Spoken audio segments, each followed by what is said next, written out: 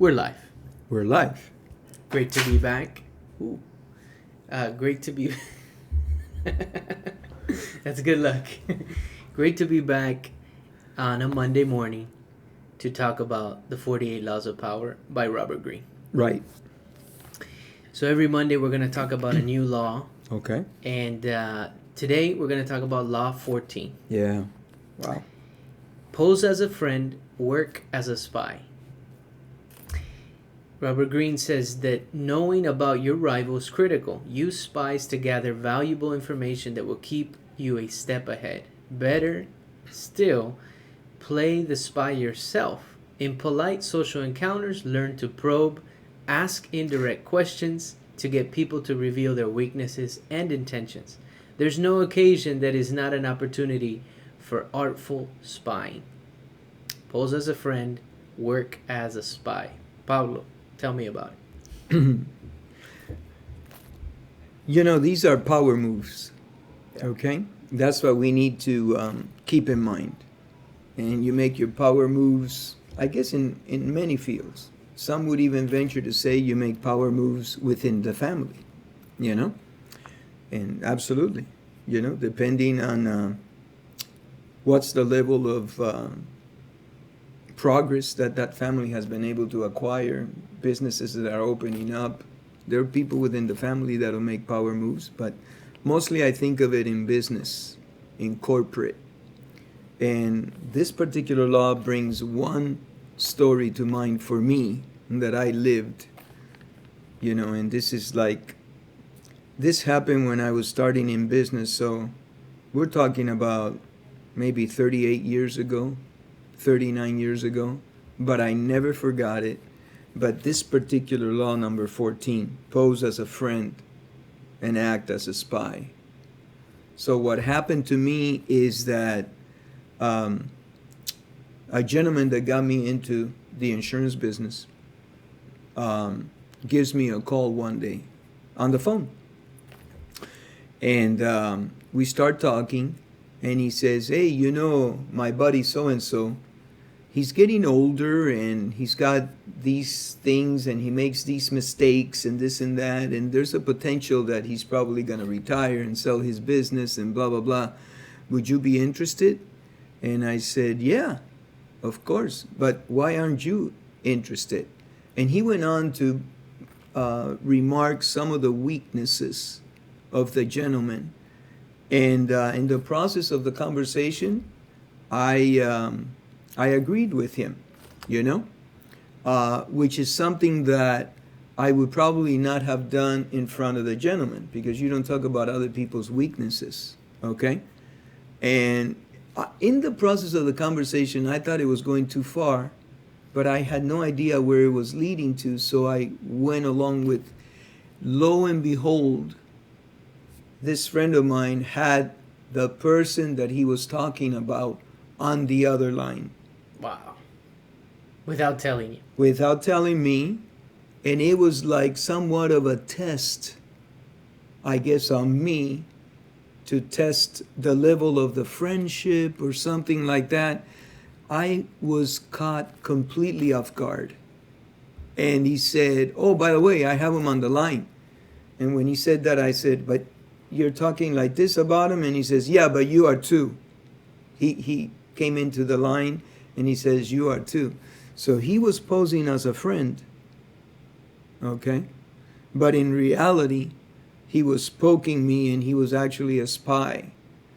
And it revealed itself right there and then. Right, immediately. Immediately, which is not necessarily what this law is implying. Oh, it could be in many ways. It could be in many ways, but usually that was an abrupt, extremely, it shocked me. It actually, how do you say it? Reverberated throughout the day and the next day. And, it was something that stayed with me. Yeah. Because to a great extent, and I was never able to return the favor by saying, this is how I feel that you guys did this to me. Because they were both of them in cahoots. Correct. On this. Yeah. And, and So it made you look the worst It made me look very bad. because the guy calling you, posing as a friend, um, already had pre-planned. Hey, I'm gonna talk bad about you to the other guy. I'm gonna talk bad about you. You know, let's test out maybe Pablo, right? See what he Yeah. says. So, in the gentleman that we were talking about, he would have expected me maybe to say, hey, no, that's not the case. Right. Okay? But I didn't. I went with the flow of the conversation. I wanted to know, where is this leading to? It did seem kind of odd. And some of the stuff I didn't agree with, but I was just listening. And so it was a brutal awakening of what field I was going into. Shortly thereafter, I developed a level of distrust to everybody. And Especially towards that guy, I would oh, imagine. I knew at that point that, yeah, it went from a relationship that I thought that could be nurtured and extended and be lifelong to something that I thought there's no way. Right. There's no way that I can do something like this, because to a certain extent, when you do something like this, I would tend to think it's easier to coax someone in a particular direction. Just by even asking, don't you agree with this? Well, not exact, but Right. So it was eye-opening, and for some reason, this law number 14, pose as a friend and act as a spy, Right. reminds me of that story, and that happened to me a long time ago, because I opened my business 40 years ago, and it was shortly after I opened it. So this has to be 38 years ago or something like that. And that little gimmick that he pulled on me changed the dynamics forever. Sure. We had a good relationship with this gentleman, and it was never the same again. There was always oh yeah, there was always a separation. So he was successful. I don't know if that was his goal. Probably to maybe somehow separate, if he saw you getting too close to this guy or something, create a wedge. Yeah. A distrust. And I was. So this guy was a practitioner of the 48 Laws of Power. Boy. Even though they weren't written yet. Oh. Because we're talking in the 80s. Yes. Late 80s. Yeah. 1986, 1987. This probably happened in 87. Because I opened my doors for the first time in 1986. And I can only imagine being young and new to the business world, to get hit with something like that. You're like, where'd that come from, Yeah, well, it changed me, and I think for the better. Yeah. I was able to be much more reserved. I was very careful in every word I uttered, and it brought me back to my mom. We grew up in a communist country, and she would tell me, hey, the walls have ears, be careful. And so, I never knew who was listening in. Right. So Yeah. I never knew who was listening. So every time you put something out, and you have an opinion based on your experiences. Mm-hmm. So everybody has an opinion based on their experiences, and their Right. opinions may differ. And that's the beauty of it all. But in this particular case, I thought I was, what do you call it, bamboozled? Sure. For sure. Led on. Yeah. Wow.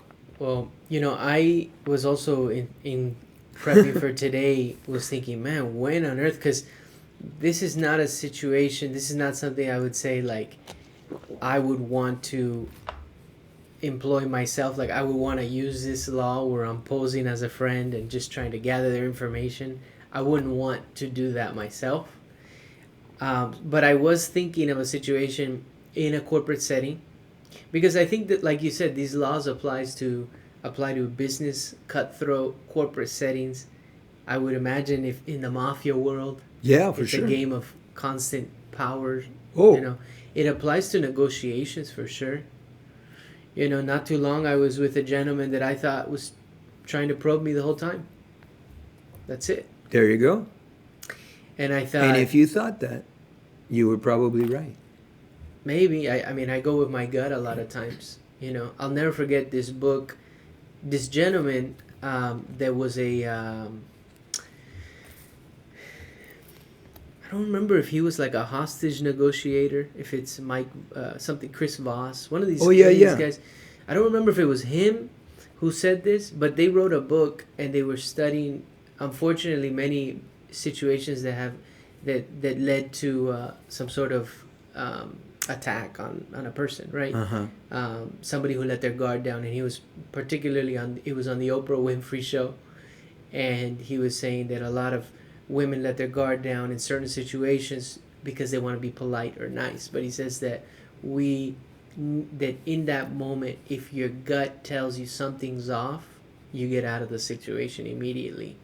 Don't override that instinctual feeling that you have. And so I apply that to even talking to somebody, or negotiating with somebody, or instances like recently this gentleman that I felt, this person's just trying to extract information out of me. Everything I say, I'm going to expect it can be delivered to somebody else or other people in a possibly maligned, or in a not exactly In a different context. in a different context. But in the corporate world, I particularly remember the managers who would oversee us independent business owners, right? Okay. We were salespeople, but we had our own business and 1099 and everything. And these managers would come around. I need to do the quarterly check-in with you, or I need to do the whatever check-in. They would call you. If you were having a really good month, they would appear a lot more, or they would reach out a lot more. I'm saying a good month in terms of production and sales. And right away, it was very obvious that they wanted information. What is this guy doing? So that I could maybe get that information, share it with my boss or other, business owners that are doing the same thing, so they could do the same thing as you, because it was working for you. And that's what I felt a lot of times the role of a manager was. And I get it. If one guy's doing great, why not share that information with the other person? But I remember us even having conversations. I was the one that was spending the extra hours to figure out maybe another way of approaching marketing. I was the one that was figuring out maybe it's good to do content on videos and send, I was the one that was figuring these things. And so I wasn't necessarily ready to share some of this stuff. And so I was very careful. Yeah. Then with what I shared with the managers. Absolutely. Yeah. And some ideas we've talked about in the past were taken. I'm not going to say they were original ideas of mine or anything, but they weren't being done in the corporation, at least the local setting, and all of a sudden an idea got taken from me, and I'm seeing it being used in another agency, another office. In a presentation, right? In a slide, this is being shown to. I would say this is a large amount of people. I would say people. Yeah, like 50 people or something like that. All of a sudden, I'm like, whoa, that was the idea that I had. I didn't get credit for it. That's fine. I wasn't monetizing it. And that I didn't think was fine, because I didn't share the idea. It was taken from me. Right. Now, if I would have shared the idea and, hey, this is something, I want to share. I want other people to do well with it too. That's different. If they approach me and can we, but no. All of a sudden, my idea was on a presentation on a PowerPoint, on an annual meeting, or quarterly meeting, wow. Saying we're going to start using this, and this manager came up with that, But that's the game of business, and if you have a good idea, you got to be really careful, right? I mean, how many times I listened to it a lot with comedians. They said they would send a script to like SNL, some of these skit shows, and they had to sign some sort of document saying, "Hey, non-disclosure." Well, basically saying, "Hey, the skit you just submitted to us is no longer owned by you. We own the skit. We have the rights to it." And they didn't. Sometimes they would just take the idea and run with it, and they wouldn't hire the guy. Brutal. What happened to you is somewhat the equivalent of what happened to me in the phone call. Mine was revealed immediately. You went to a meeting and you didn't even know what was going to be presented, and then all of a sudden your idea is on screen, on lights, on a PowerPoint Yeah. presentation, and you didn't get credit for it. You didn't. Yeah. Listen, Yeah. this is the game we play. Right. This is the game we play. It's recently happened to me in a couple of offers where, you play this game, and I kind of say, you know what, I'm just going to be right up front and tell them exactly this is what I'm willing to pay for this property, But I've come to the conclusion that you need to play the game, because the game is, even a guy called me the other day and said, hey, look, I know that the game is they offer this, and once we get this thing in escrow, then They bring it down. inspection comes in, then that's the game that gets played. Right. That's the game. And sometimes if you want to participate and have some fruitful results, you probably have to play the game by some of the existing rules. Mm-hmm. Okay? Otherwise, you're going to be left out. And it's very interesting. This looking up this law and studying it a little bit took me into something that Winston Churchill said. And I'm going to try to paraphrase it, but I know you guys can look it up. But basically what he said was, the truth is so precious that it should be guarded by quite a few lies. Okay, now it's not exactly like he said it, but it should be, the truth is so precious that it should be defended or protected by, an entourage of lies, And it's interesting because it's associated with this law, because, you pose as a friend, but you act as a spy. And the bottom line here is that you're information gathering. You're gathering information gathering, Right. And a lot of times, people just talk. Right. So you let people talk, Mm-hmm. Mm-hmm. Especially, for example, some of the stuff that's happening nowadays in our industry of insurance here Mm-hmm. in California, there are a million rumors on the street, a million. This company is going to leave, this company this and that. And then when you have a meeting with a few reps from different carriers or a few agents that represent several carriers, you go in there and a conversation gets started, right? Mm-hmm. And it's a hot topic. It's something, people's lives depend on it. So there's a lot of emotion that goes into it. I find that the best thing to do is I listen. If I'm asked something, I do throw in my 2 cents, because you want everybody to feel that you're part of the group, and indeed you are. But you learn more by listening than by speaking, because they're saying, hey, this is an informal gathering, just a friendly chat, but in reality you're there to gather information. Mm-hmm. Take it back, analyze it, put it in your brains, distribute it, figure it out, cut it down to size, figure out how you can benefit and your staff and everybody else from it. Right. So this is a tremendous law. Yeah. And I envision when Robert Greene talks about, like, in the courtiers and the times of the kings and everything, you had all these groups of people that were trying to gain power and Yes. gain position, and so they would maybe send somebody off, hey, go befriend that guy over there and try and get information out of him, all because you're trying to move your way up. Right. And like you said, it still occurs today. It's just maybe in a different setting, For sure. but it still occurs. Yeah. You Well, know? even in the Godfather movie, when he sends Luca Grazzi to say, tell him that you're not happy with the family, Yeah. that you want to go and potentially join the other family. I forget the name right now, but it didn't work out well for Luca Grazzi. No. They got rid of him right there. They knew that he was playing those games. They knew that he was playing those games because he had a reputation for being, I guess, loyal, to the Godfather. And then here he comes all of a sudden, and he wasn't expecting the result. Yeah. Sleeping with the fishes. If you think somebody's using Law 14 on you, you can also mislead them. That's another thing.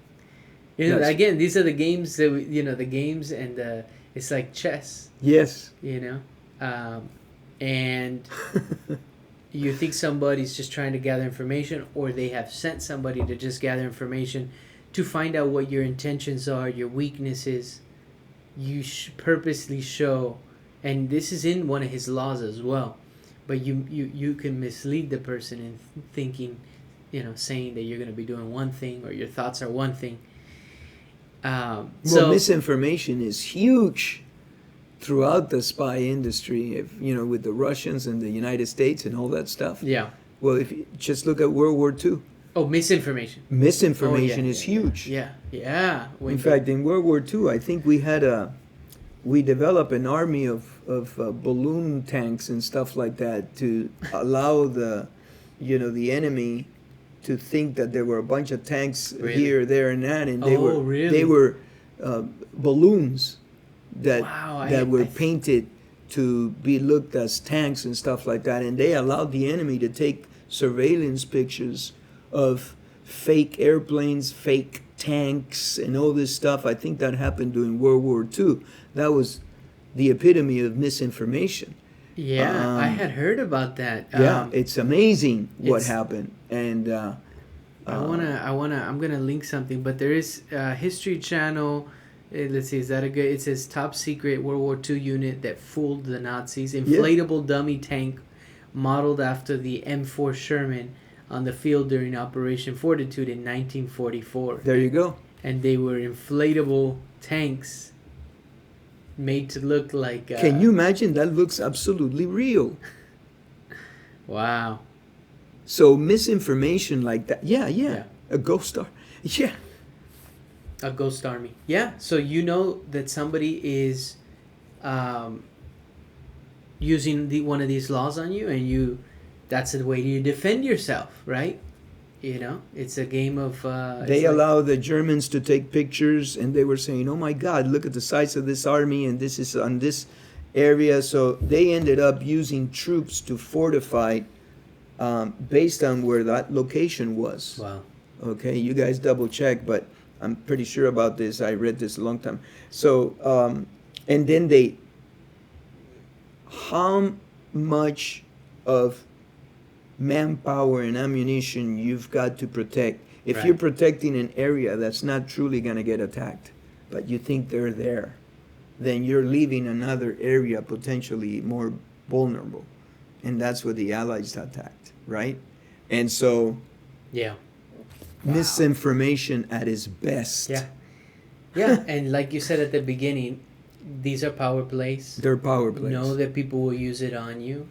If you decide to use some of these laws yourself, I have a hard time with this one. I personally wouldn't want to be in a situation where I use that, because I feel I do feel like I was talking to my wife the other day, and do little lies chip away at your character? And I know Jordan Peterson says, always tell the truth, or at least don't lie. And I think that I would say the answer is yes, because it begins with a little lie.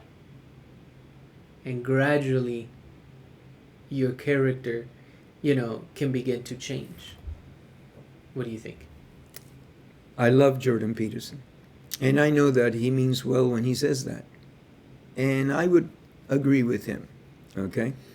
However, absolutely. If you start with little lies, okay, in your immediate circle, potentially there's going to come a point where you're not going to be able to discern the lie from the truth, because they're going to grow. because you develop in that direction. Yeah.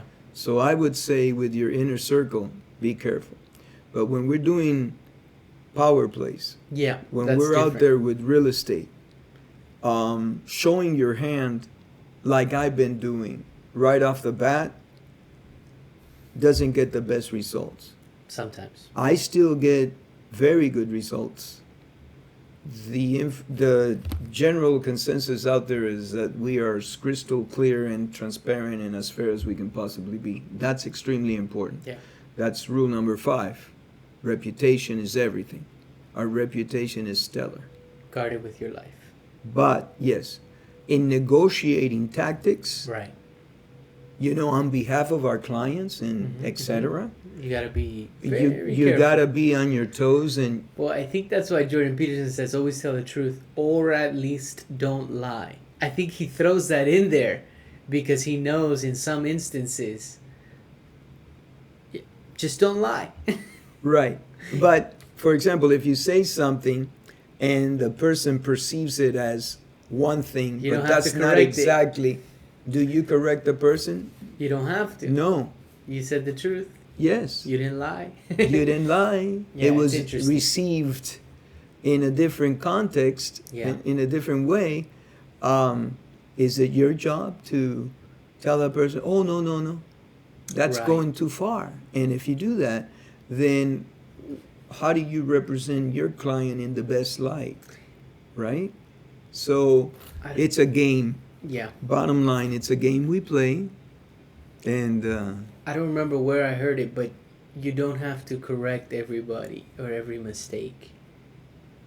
You can know it's a mistake and leave it as is. I mean, because there is something where sometimes somebody can get offended or take it the wrong way if you're constantly correcting somebody. Again, in the game of power, 48 Laws of Power. it's happening right now. Yeah. With me. Yeah. With us, actually.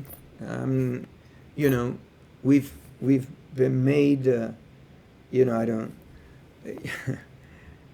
do you, you just have to be very careful how you approach it, because you don't want to, you take the risk by correcting someone that they won't like you anymore. And I'm constantly making mistakes. We all are. We all are. But it is good to know if you made a mistake when it comes to, let's say, family or instances like that, or a partnership. But with other people, sometimes you can correct it. Other times, maybe you don't have to. You gotta decide that. Yeah, you have to decide that. In the case of my grandkids, I'm always trying to be as pure and, there's no negotiation at the moment. Well, there is negotiation there. Yeah, there is. There is. Yeah. Because the other 'Cause day, they're one of them smart. didn't want to. They can try and manipulate. No doubt about it. They're master manipulators, even at the age of 5 and 6 and 4 and 3. So there is negotiation. Sure. At every level. Yeah. It's just Robert Greene is just such a tremendous writer and genius. But getting back to this law, Yeah. pose as a friend and act as a spy.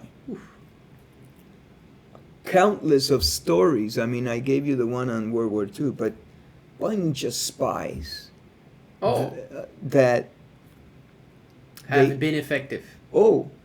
Have been you effective. and some of them have paid with their lives.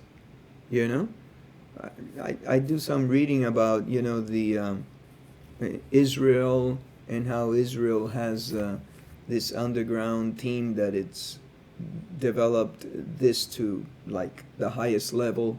Oh, like a spy. Yeah, the Russians, the Germans, The U.S. the Americans, us. I mean, it's Everybody the uses Chinese. this. Sure. Yeah. Yeah. In fact, and the espionage has developed over the years. I know of a particular company that made a bid under a Fake an company. LLC that had been created, bought this competitor, and just to take the Assets. the information on how to do certain engineering aspects It was called intellectual data. And so they ended up buying the company. They were competitors, but the sellers did not know that they were selling to their competition. Right. You might say, well, what do you care if you're selling?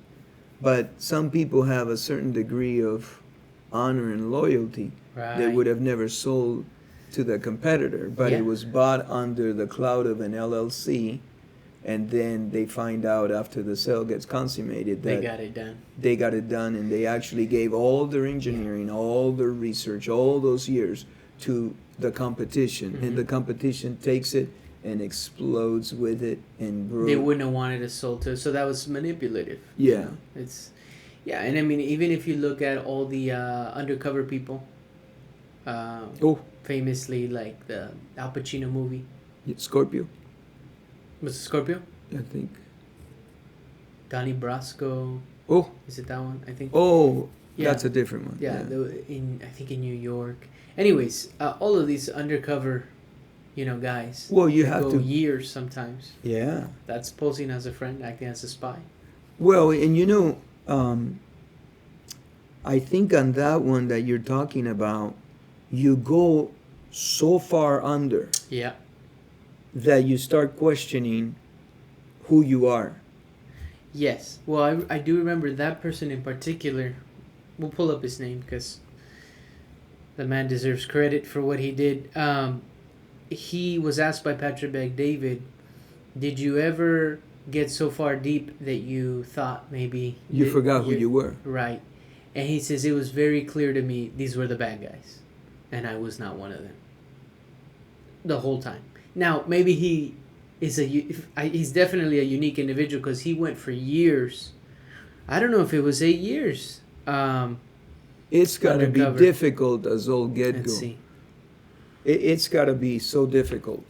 Johnny Pistone Yeah. was the... is that who I'm thinking of? Undercover agent. Yeah, that was him. Joseph Dominic Pistone, an American former FBI agent, worked undercover as Donnie Brasco between 1976 and July of 81. Wow. So we're 6 talking years. like 76, 5 years, 5 5 years or so. 5 years undercover. It's got to be brutal. Yeah, Pistone. And sometimes they put you to the test where they say, hey, kill this person. And what do you do at that point? Oof. Or take these drugs. So yeah, but I remember Bet-David, that's a great interview, asked him, did you ever feel like you were lost in that world? But he had it clear. He said, these are the bad guys. I'm not one of them. I need to put them in jail. That was his perspective on it. So he was sharp. Anything else you want to add in? Every Monday we're going to do another law. Every Monday we'll So, do another law. If you guys are listening and enjoying these, please join us next Monday. Yeah. This is a very powerful law. Yeah. I'm glad you brought that up because, look, it depends on your purpose. And, I always say intentions are the most important thing, right? What are your intentions? You just said he had it very clear from the beginning. These are the bad guys, and I just need to put these guys in jail, and I have to do whatever it takes to accomplish that. That could be a barrier mentally that will allow you to rationalize out of everything that you probably lived through in 5 years. All the lies. All everything. the lies. Oh, you just put on another mask and you're acting as a friend, pose as a friend, but really you are truly a spy. Yeah. And, so your intentions when it comes, I'm applying it to business, but I can see how it can happen in the big families, like these huge families that have this multi-million-dollar business assets, and you have different brothers and sisters and nephews that want to, take the company to a different level, or, how do they get to a position in that family hierarchy to be looked at and move forward, who's going to be, favoring who. So it can even happen in Sure. so yeah, it's a very Any organization. any organization. It's a one heck of a law, and Yeah. I'm telling you, Robert Greene is something else. All Cool. right, Well, thank you for sharing. all right. Thank you.